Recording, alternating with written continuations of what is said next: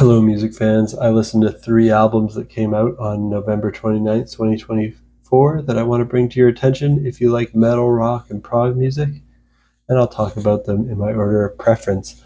Starting with, it was actually a tough decision this week because these are all very close, but I'm going to start with Hidden Mothers and their album Erosion, Avulsion. This is a debut album by this band from the UK. And it's post-hardcore with black metal, shoegaze, screamo, post-metal, post-rock influences in there. I heard 3 singles from this ahead of time: Defanged, Still Sickness, and Violet Sun. And they all sound interesting. They're kind of metal, but it's an interesting blend of subgenres that makes it hard to fit them into any particular subgenre of metal. The clean vocals on Defang sound more in the emo and alternative realm. They remind me a bit of Dallas Green from Alexis on Fire. They also remind me of Dustin Kensrue from Thrice. And clean vocals on later tracks on the album sound even more like Dustin Kensrue, to the point where I'd almost believe that it was him. And then I'm listening to a long lost Thrice song.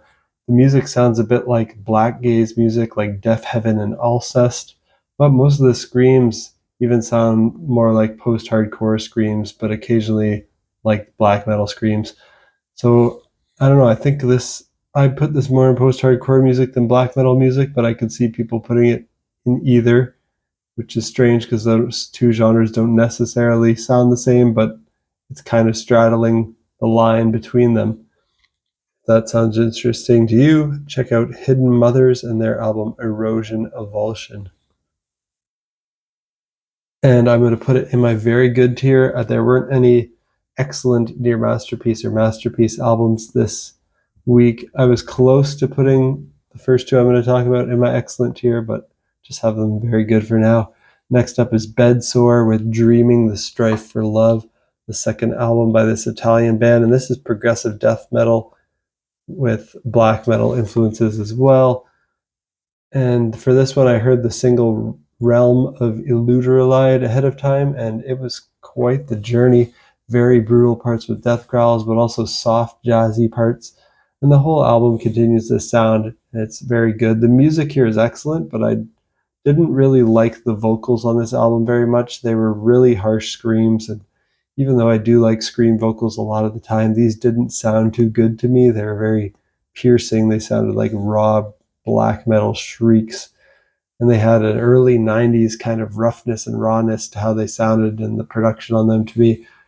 But if you're a fan of early Opeth albums, like the first 2 Opeth albums, definitely check it out. That's the closest thing that comes to mind, but there's really not much that sounds like this. A lot of the instrumental side of this music from Bedsore actually sounds more like 70s prog rock for fans of Emerson, Lake and Palmer, as it's very keyboard heavy. So imagine if ELP had death growls and shrieks the whole time, and that's pretty much what this album by Bedsore sounds like. So check out Dreaming the Strife for Love by Bedsore if that sounds interesting to you. Also my very good tier. And lastly, for this video, I want to talk about an album by 2 bands, a collaborative album. Ashbreather is one of the bands, and Serpentine Cerberus is the other band, and the album is called Mouth of the World. This would be the 3rd album for both bands, and they're both from Canada. And it's kind of progressive sludge metal with death metal, doom metal, black metal, post-metal influences.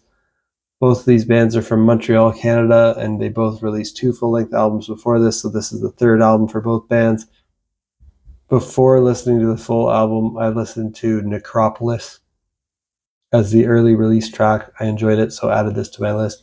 But otherwise, I was not familiar with either band.